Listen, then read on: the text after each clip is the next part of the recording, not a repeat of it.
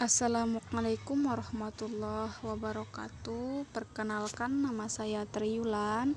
Saya merupakan mahasiswi di Universitas Muhammadiyah Buton, Fakultas Keguruan dan Ilmu Pendidikan, dengan NIM 0320012889. Di sini saya akan memaparkan materi tentang pendekatan, metode, dan teknik pembelajaran bahasa Indonesia. Perkembangan pendekatan pembelajaran bahasa Indonesia dapat dibagi menjadi tiga. Yang pertama, pendekatan tradisional atau diskret. Yang kedua, pendekatan integratif. Yang ketiga, pendekatan kontekstual. Pendekatan tradisional atau diskret yaitu pendekatan yang menempatkan siswa sebagai pembelajar yang menerima materi dari pengajar secara pasif. Kedua, bahasa diajarkan sebagai unit yang terpisah atas keterampilan bahasa yang ada, seperti pengajaran rumus-rumus tata bahasa dan pengajaran kosakata yang diberikan secara terpisah dari bacaan. Yang ketiga, pembelajaran bersifat teoritis. Pendekatan terpadu atau integratif, yaitu pembelajaran terpadu dalam pengajaran bahasa sebenarnya dilandasi oleh pandangan bahasa holistik yang memperlakukan bahasa sebagai suatu yang bulat dan utuh, dan dalam proses belajar sesuai dengan perkembangan siswa. Prinsip-prinsip penerapan pendekatan terpadu dalam pembelajaran bahasa Indonesia. Pertama, keefektifan komunikasi secara luas sebagai tujuan pembelajaran bahasa di sekolah dasar. Kedua, situasi pembelajaran bahasa menurut konteks. Yang ketiga, memaksimalkan hubungan antar keterampilan berbahasa.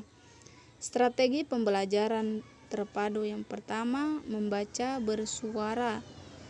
Yang kedua, membaca dalam hati. Yang ketiga, membaca bebas. Keempat, menulis jurnal.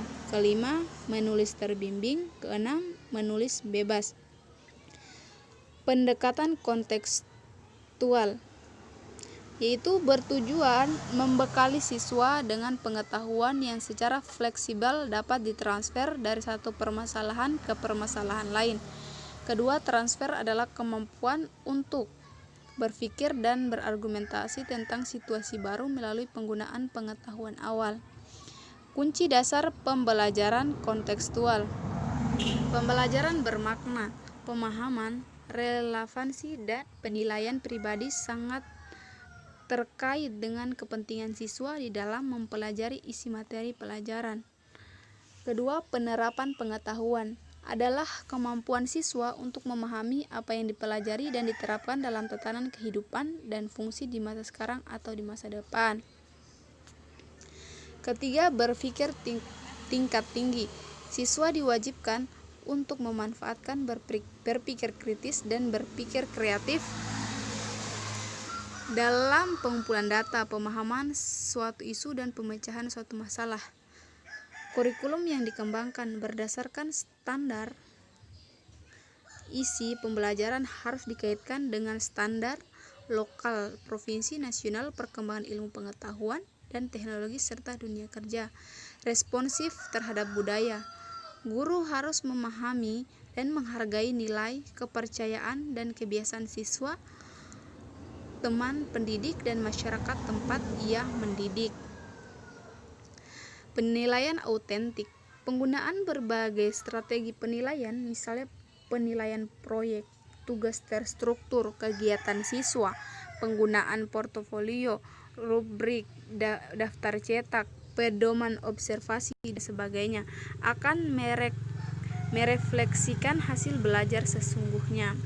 Penerapan pembelajaran kontekstual dalam pembelajaran bahasa Indonesia. Pengajaran autentik yaitu pendekatan pengajaran yang memperkenankan siswa untuk mempelajari konteks bermakna. Ia mengembangkan keterampilan berpikir dan pemecahan masalah yang penting di dalam konteks kehidupan nyata.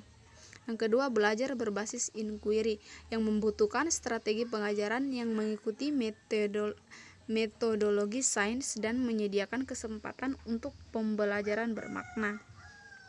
Penerapan pembelajaran kontekstual dalam pembelajaran bahasa Indonesia. Belajar berbasis proyek atau tugas terstruktur yang membutuhkan suatu pendekatan pengajaran komprehensif di mana lingkungan belajar siswa didesain agar siswa dapat melakukan penyelidikan terhadap masalah autentik, termasuk pendalaman materi dari suatu topik mata pelajaran dan melaksanakan tugas bermakna lainnya.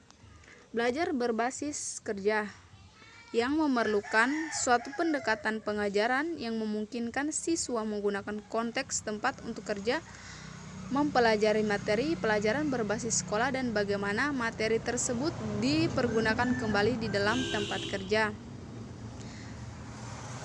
Belajar jasa layanan yang memerlukan penggunaan metodologi pengajaran yang mengkombinasikan jasa-jasa layanan masyarakat dengan suatu struktur berbasis sekolah untuk merefleksikan jasa layanan tersebut. Jika menekankan hubungan antara pengalaman jasa layanan dan pembelajaran akademis. Belajar kooperatif yang memerlukan pendekatan pengajaran melalui penggunaan kelompok kecil siswa untuk bekerja sama dalam memaksimalkan kondisi belajar dan mencapai tujuan belajar.